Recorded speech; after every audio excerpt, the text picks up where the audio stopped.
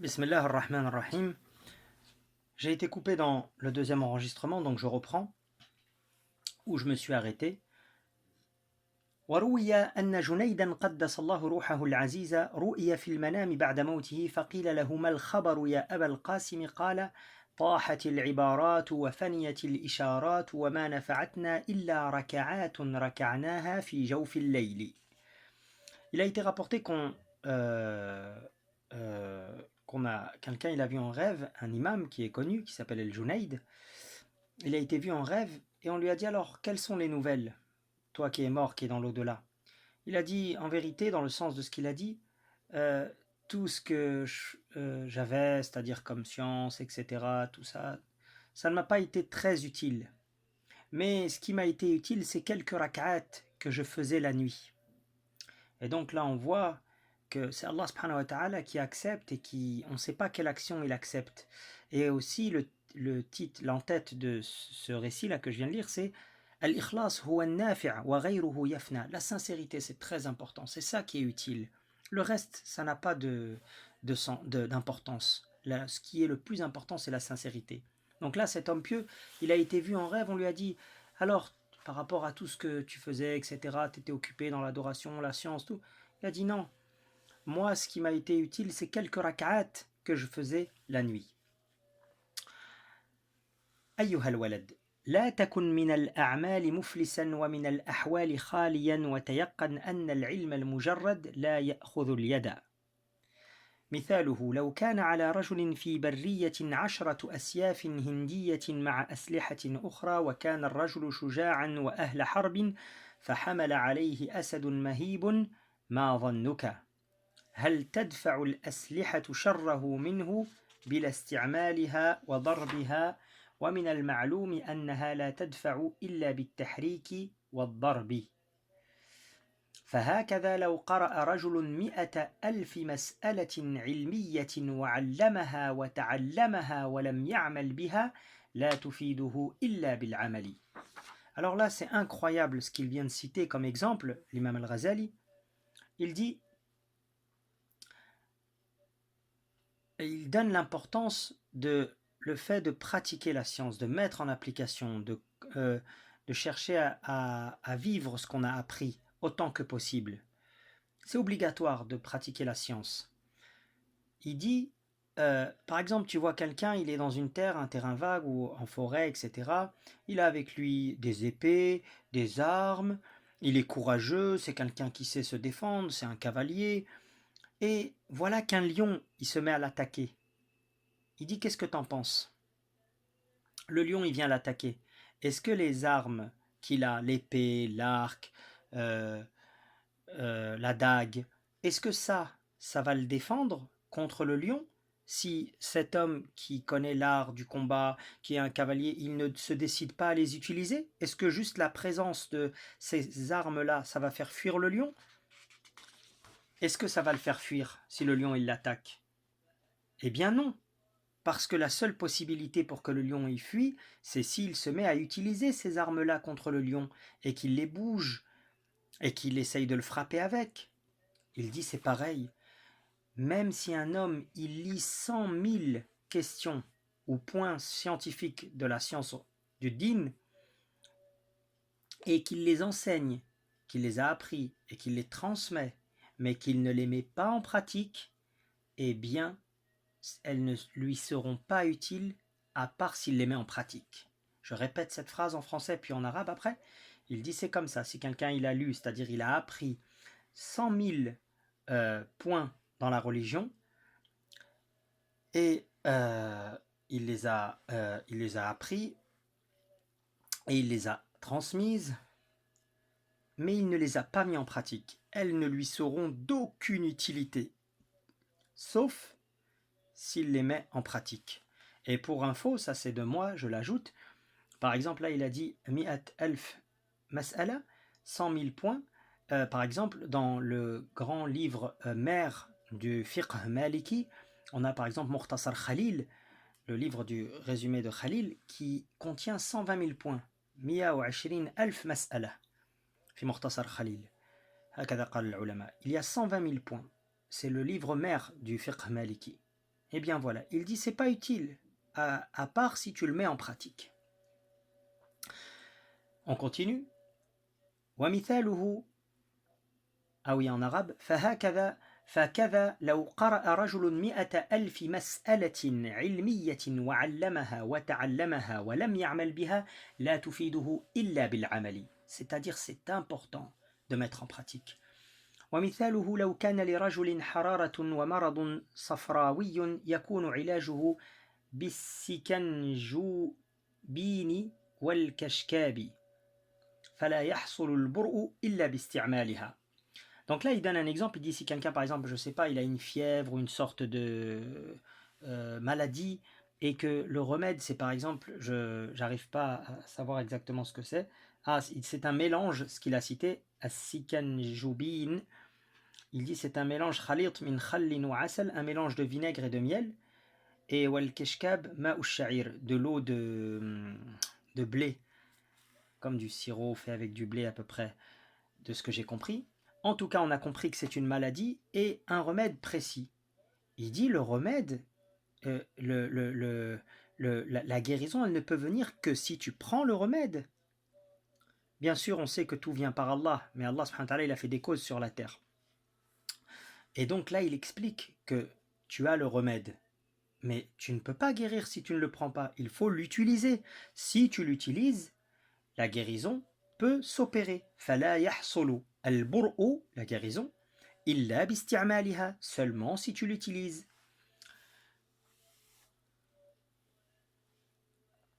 Walau qara'ta al-ilma mi'ata sanatin. Et là, il nous dit quelque chose d'important. Il dit, et si tu lis, t'apprends la science pendant 100 ans. Et c'est rare des gens qui apprennent la science pendant 100 ans pour cette communauté. Cette communauté, elle ne vit pas très longtemps. وَجَمَعْتَ أَلْفَ كِتَابٍ. Et là, il va encore plus loin. Il dit, et que tu apprends 1000 livres, tu réunis 1000 livres. Et c'est très rare, ça aussi. Les grands ulama, ils ont réuni, ça c'est moi qui ajoute, ils ont réuni l'imam Ahmed, l'imam al-Bukhari et d'autres, l'imam Muslim, tous, ils ont réuni des milliers de hadiths par cœur. Mais des milliers de livres, je ne connais pas vraiment quelqu'un qui a réuni des milliers de livres, c'est-à-dire par cœur. Il dit, tu as passé 100 ans dans l'apprentissage de la science, tu as réuni 1000 livres. لا تكون مستعدا لرحمة الله تعالى إلا بالعمل. Regardez comment c'est fort ce qu'il dit. Il dit, tu ne seras pas prêt, tu ne seras pas bénéficiaire de la miséricorde d'Allah, sauf si tu mets en pratique. Tu ne peux pas prétendre la miséricorde d'Allah, sauf si tu mets en pratique. كما قال الله تعالى وأن ليس للإنسان إلا ما سعى. Dans le sens du verset, ça veut dire il n'aura en récompense la personne que ce qu'il a récolté pour lui-même. Il ne peut pas avoir une récompense d'ailleurs. C'est que ce qu'il a fait pour lui-même qu'il a en récompense.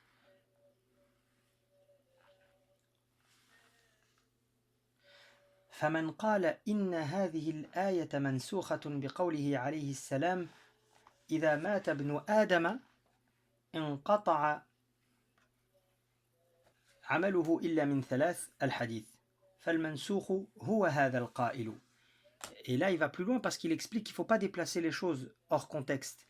Et il dit, celui qui va dire non, mais la personne, il y a un hadith qui dit, lorsque le fils d'Adam il meurt, ses actions sont stoppées sauf 3, et on connaît la suite du hadith, parmi les choses qui sont citées, une aumône continue, un enfant qui fait dua pour lui, ou une science profitable. Il dit, eh bien, celui qui va dire que le verset il est abrogé, c'est-à-dire il est remplacé, ou il est mis il est supprimé ou atténué, affaibli, pas affaibli, son sens il est contourné par ce hadith, c'est-à-dire non, il y a quelque chose après pour la personne, il dit bah, c'est bien, c'est la personne c'est cette personne qui prétend ça qui est effacée elle-même. En gros, qu'est-ce que ça veut dire? Ça veut dire que le verset, il est très clair. Et le hadith aussi. Et les deux ne se confrontent pas. Qu'est-ce qu'il dit le verset? Il dit, la personne, elle ne va récolter que ce qu'elle a fait. Allah subhanahu wa ta'ala, il n'est pas injuste envers les gens. Et c'est pour ça que dans l'autre hadith, le prophète sallallahu alayhi wa sallam, il dit, celui qui trouve du bien, qu'il remercie Allah. Et celui qui trouve du mal, qu'il se replaint lui-même, qu'il se fait des reproches à lui-même. Et le hadith, il est dans son autre sens que l'aumône continue, les doigts de l'enfant pieux, la science que tu as transmise, c'est utile pour toi après ta mort. Mais sinon, tu ne trouveras que ce que tu as fait. Tu ne trouveras que ce que tu as fait, Allah subhanahu wa ta'ala, il dit. Et ça doit nous pousser à agir. Ensuite, il continue. ولئن كانت منسوخة فما تقول في قوله تعالى فمن كان يرجو لقاء ربه فليعمل عملا صالحا. Il dit, si tu dis que oui, non, la personne elle n'a pas que ce qu'elle a préparé par rapport au premier verset, il dit, bah alors qu'est-ce que tu en penses du verset où Allah subhanahu wa ta'ala il dit, à la fin de, si je suis sûr de moi, à la fin de Surat Al-Kahf, je pense, il dit que celui qui souhaite la rencontre avec son Seigneur, eh bien qu'il fasse des bonnes actions. Et Allah subhanahu wa ta'ala il dit dans d'autres versets, en récompense de ce qu'ils faisaient, en récompense de ce qu'ils ont récolté. Il dit aussi, Innal ladhina jaza'an bima kanu ya'malun. Il dit, Innal ladhina amanu wa amilu s-salihati kanat lahum jannatul firdausi nuzula. Ceux qui ont cru, qui ont fait les bonnes actions, ils auront les jardins du paradis comme demeure. Et Allah subhanahu wa ta'ala il dit aussi, c'est l'imam al-Ghazali qui dit, Illa man taba wa amana wa amila salihan. Sauf ceux qui se sont repentis, ils ont cru et ils ont fait les bonnes actions. Là, il nous explique que il faut pas espérer quelque chose après. C'est comme si on dit, faut pas que tu fondes de faux espoirs, un coup de baguette magique ou quelque chose qui va venir comme ça, une surprise. Non, c'est à toi de faire tes valises. C'est ça que ça veut dire. Et il continue, il dit, وما تقول في هذا الحديث بني الإسلام على 5 شهادة أن لا إله إلا الله وأن محمدا رسول الله وإقام الصلاة وإيتاء الزكاة وصوم رمضان وحج البيت من استطاع إليه سبيلا. Et là, il nous dit ce hadith qui est la base de la religion que tout le monde, tout musulman doit connaître, c'est très important. Il dit, l'islam, le hadith où le prophète sallallahu alayhi wa sallam, il dit, l'islam il est bâti sur 5, l'attestation qu'il n'y a de Dieu qu'Allah, que Mohammed est le messager d'Allah, l'accomplissement de la prière, le fait de sortir, de donner l'aumône, la zakat, le jeûne du mois du Ramadan et le pèlerinage à la maison sacrée si tu en as la possibilité. Après, il continue, qu'est-ce qu'il dit? Écoutez bien. Et en vérité, il ne fait que de conduire les textes qui existent déjà et dans le sens. Il n'a rien inventé de lui-même, il a juste organisé et préparé. C'est comme si en fait c'est une khutbah qu'il fait. Et donc la khutbah, on le sait que personne ne ramène quelque chose de lui. Il ne prend seulement et il transfère, il transmet du Coran, de la Sunna, des paroles des ulama, etc. Alors qu'est-ce qu'il dit? Il dit Al-imanu قول باللسان وتصديق بالجنان وعمل بالأركان. Il dit la foi, c'est une parole connue, c'est des paroles sur la langue.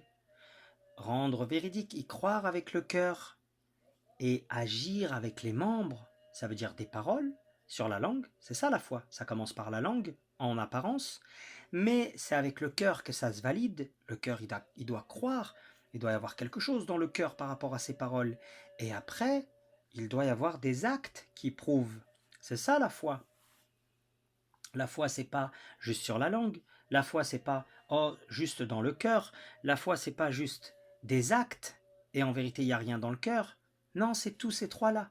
Al-imanu qawlun bil lisani wa tasdiqun bil janani wa amalun bil arkani. La foi, c'est des paroles sur la langue, quelque chose dans le cœur, l'intention, la croyance véridique et de la pratique, des actes, des actions. Après, il continue, il dit وَدَلِيلُ الْأَعْمَالِ أَكْثَرُ مِنْ أَنْ يُحْصَى وَإِنْ كَانَ الْعَبْدُ يَبْلُغُ الْجَنَّةَ بِفَضْلِ اللَّهِ وَكَرَمِهِ. Il dit les preuves concernant le fait d'agir, ils sont trop nombreuses que c'est même pas la peine de les énumérer ou de les compter. Il dit, mais en vérité, le serviteur, c'est très important de le rappeler, c'est pour ça, ce livre, il est riche en conseils, parce qu'ils sont tous extraits du Coran et de la Sunna. Il dit, en vérité, le serviteur, il n'atteint le paradis seulement par le mérite d'Allah et sa générosité. وَلَكِنْ بَعْدَ أَنْ يَسْتَعِدَّ بِطَاعَتِهِ وَعِبَادَتِهِ. Il dit, mais après qu'il s'est préparé avec l'obéissance et l'adoration. Oui, le serviteur, il atteint le paradis avec la générosité d'Allah et par son immense clémence, mais bien sûr, cela après qu'il a préparé. Et comment il s'est préparé? Avec l'obéissance et l'adoration. لأن رحمة الله قريب من المحسنين. Et ça, c'est Allah qui le dit dans le Coran. La miséricorde d'Allah, elle est proche des bienfaiteurs, ceux qui agissent dans le bien, ceux qui agissent dans l'excellence. Et quand le prophète sallallahu alayhi wa sallam, il avait parlé de l'ihsan, il avait expliqué dans le hadith de Jibril qui est connu, il a dit l'ihsan an ta'bud Allah ka'annaka tarah fa in lam takun tarah fa innahu yarak. Il a dit la bienfaisance, l'ihsan, c'est d'adorer Allah comme si tu le vois pas, et si certes toi tu ne le vois pas, lui il te voit. Et à savoir aussi que la miséricorde d'Allah, elle est proche, plus proche de ceux-là qui sont dans l'obéissance, qui recherchent la miséricorde d'Allah. Après, bien sûr, Allah subhanahu wa ta'ala a des exceptions. Il peut toucher de sa miséricorde et par sa volonté, il touche de sa miséricorde qui il veut, même des gens dans des situations inverses, et ainsi il les ramène par sa miséricorde. Une fois qu'elle les a touchés, peu importe dans quelle situation et dans quels états ils étaient, ça c'est de moi, je l'ajoute. Quand je dis c'est de moi, je n'invente rien, hein, ça vient toujours de, alhamdulillah, des sources et de ce que j'ai appris aussi, alhamdulillah. Donc, il change qui il veut. Par exemple, parce que chaque chose doit être dans son contexte. Par exemple, les sorciers qui étaient contre Moussa, Moïse, qui étaient avec Pharaon. Qu'est-ce qu'il a dit Ibn Abbas? كانوا أول النهار كفرة سحرة وأصبحوا آخر النهار شهداء بررة. Allah subhanahu wa ta'ala, il parle d'eux dans le Coran, ces sorciers.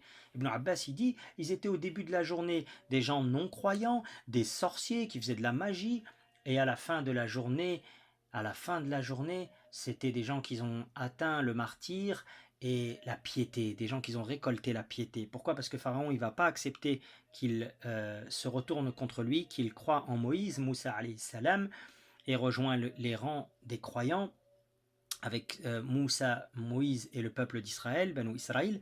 Et donc, qu'est-ce qu'il va dire? Il va dire, je vais vous tuer, et effectivement, il va les tuer en les torturant.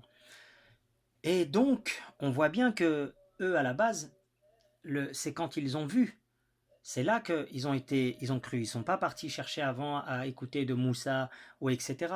Ils ont commencé la confrontation, ils étaient dans le rang de Pharaon, mais Allah, il a voulu les toucher par sa miséricorde, il leur a montré le miracle, et quand ils l'ont vu direct, ils sont rentrés, et ça, c'est la volonté d'Allah. Mais on se doit de préparer, d'agir. On ne peut pas dire oui, j'attends qu'Allah il me touche comme ça de sa miséricorde. Non, il t'est demandé d'agir. Et après, si Allah subhanahu wa ta'ala veut toucher d'autres gens, qu'ils n'étaient pas dans le circuit ou dans le chemin, par sa volonté, sa miséricorde, son destin, sa volonté, il touche qui il veut, et alors leur route elle change. Ça, c'est un cadeau qu'Allah subhanahu wa ta'ala y fait.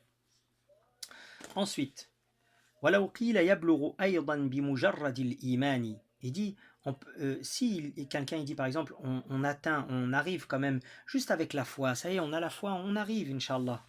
Il dit, قلنا نعم لكن متى يبلغ كم من عقبة كؤود تستقبله إلى أن يصل. Et là, il répond en vérité à une ambiguïté qui est que certains gens, par exemple, ils peuvent penser que la foi sans les actions, ça suffit pour entrer au paradis. La foi sans les actions, ça suffit pour entrer au paradis. Alors qu'est-ce qu'il dit? L'imam al-Ghazali, il répond avec des paroles simples, il dit, et quand la personne, elle va arriver, c'est-à-dire, on dit oui, juste avec la foi, elle va arriver. Il dit, mais, eh bien alors c'est quand qu'elle va arriver? Combien d'obstacles elle va rencontrer avant? Combien de haies elle va devoir sauter? Combien de choses elle aura devant elle avant d'arriver? Et donc on voit très bien que la foi comme ça, seulement sans le reste de la foi qu'on avait expliqué, la pratique, eh bien c'est insuffisant. Et là il explique أول تلك العقبات عقبة الإيمان أنه هل يسلم من السلب أم لا وإذا وصل يكون جنيا مفلسا.